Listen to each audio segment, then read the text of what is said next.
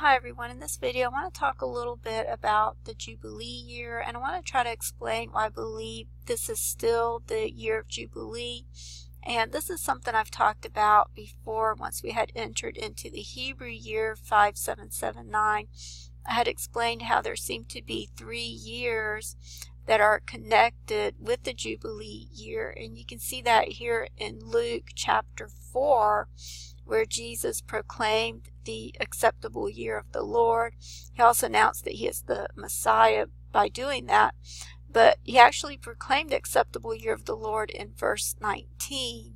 In fact, if you go to Bible Gateway and you put in the words acceptable year of the Lord, you see that you only come up with 2 matches, and those 2 matches are in Luke 4:19 and Isaiah 61:2. And I think it's interesting that if you were to turn the number 61 upside down, it would make the number 19. So I'm not sure if God is showing the acceptable year of the Lord in these 2 verses by doing that. But you also see this right side up, upside down pattern with the verses 16 through 19 in Luke chapter 4, which I'll go ahead and read in a minute, but I just want to explain how this is a representation of DNA. That's something that I've talked about before, and how even God's name is a representation of DNA. And you can see that here with the word Jehovah. This is a tetragrammaton, which I've explained before. This is a 2-part word, just like the word Abba, which is another name for God. But you see this very often in the names for God. You see a representation of DNA. And so the word Yahweh comes from this word right here, which is the word Haya. You can see that's a symmetrical word. And the Strong's number is 1961. So again, you have this right side up, upside down pattern, which is a representation of DNA. And this is the word that means to be, to become, to exist, to happen.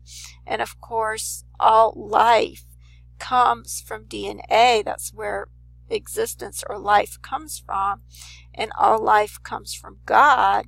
And so God's name means the existing one. He's the one that always existed since the beginning of time, and he's where all life comes from. And so life can be defined as anything that has DNA. That was made clear in a video that I talked about before by Mike Hoggard that talks about the Bible and DNA, and I'll try to put a link to that video in the description box if you haven't seen it. It's a very good video, but it explains how the entire Bible is all about DNA. Okay, and I can talk a little bit more about that later, but for now I'll just go ahead and read Luke chapter 4 verses 16 through 19, which talk about the Jubilee year. You see that it starts with verse 16. That's where the paragraph starts, and it says, "And he came to Nazareth, where he had been brought up, and as his custom was, he went into the synagogue on the Sabbath day, and stood up for to read. And there was delivered unto him the book of the prophet Isaiah. And when he had opened the book, he found the place where it was written, The Spirit of the Lord is upon me, because he hath anointed me to preach the gospel to the poor. He hath sent me to heal the brokenhearted, to preach deliverance to the captives, and recovery of sight to the blind, to set at liberty them that are bruised, to preach the acceptable year of the Lord." So this begins in verse 16, and it culminates in verse 19. So again, you have this pattern with the verses 16 through 19, and as I've talked about before, the verses 17 through 19 seem to all represent the second coming of Christ. And I've also made several videos showing how 2017 was the actual Jubilee year, and you can see that explained in Leviticus chapter 25. It talks about the Jubilee year, and I'll explain a little bit more about that, but you can see that it comes up in chapter 25, which if you add that up makes the number 7. I'll show you how God seems to be showing that 2017 is the Jubilee year. It's all based on the number 7, but the Jubilee actually starts with the 6th year, as it says here. It says, "Then I will command my blessing upon you in the 6th year, and it shall bring forth fruit for 3 years, and you shall sow the 8th year, and eat of the old fruit until the 9th year." So from the 6th year through the 9th year is the Jubilee year according to the book of Leviticus. Okay, so now I want to show you what happens when you put in just the word Jubilee. So I put it in the way it's spelled in the King James, and I thought it was interesting how it comes up with the numbers 2017 over here at the top.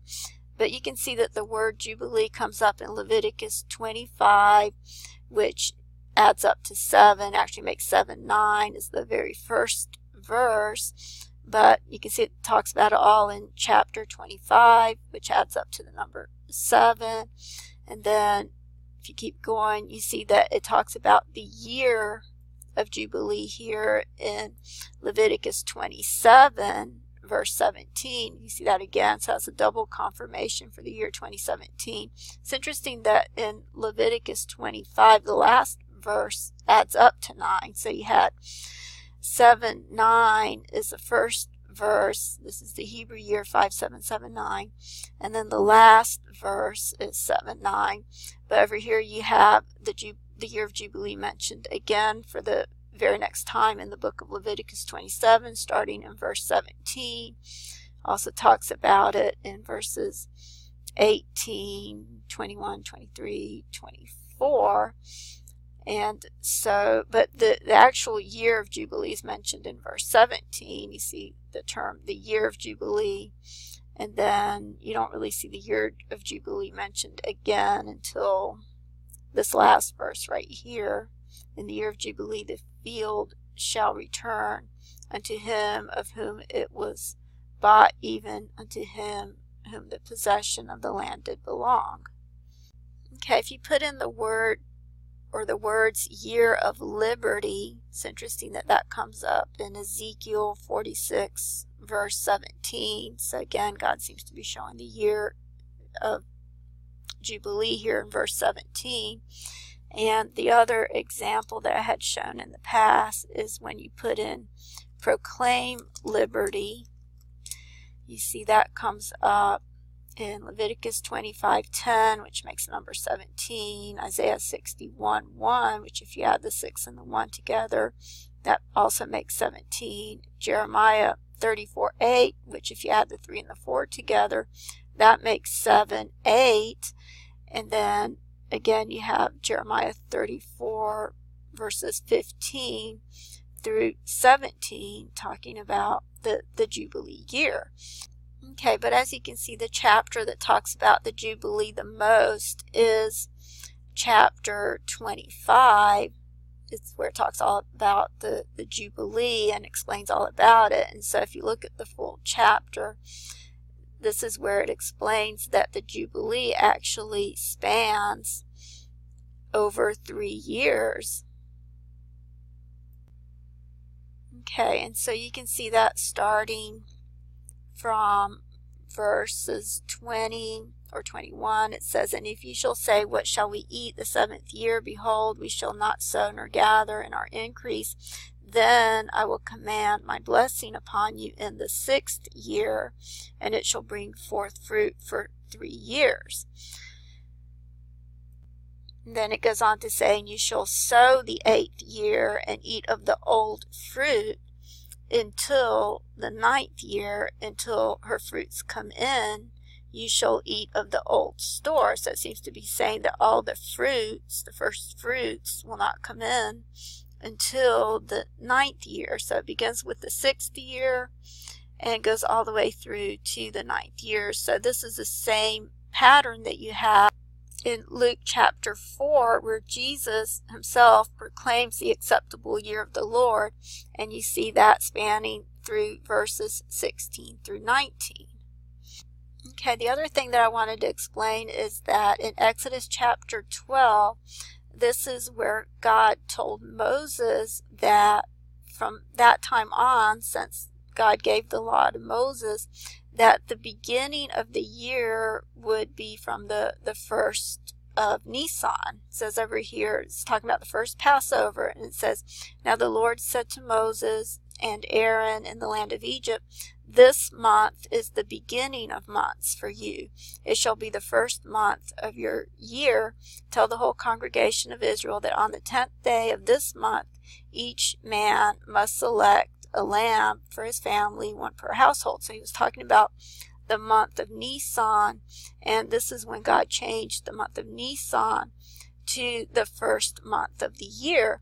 And it's interesting that it comes up in Exodus 12:2, so it's almost as if God is saying that 2 more months need to be added to the calendar, because originally December was the 10th month. It was originally designed to match up with the Hebrew months, and then when the Julian calendar was made, that's when they added 2 more months and made the winter the beginning of the year rather than the spring. And so it's almost as if God is telling us here in a way that 2 more months need to be added to the month of December, because December was actually just the 10th month in order to make it the 12th month.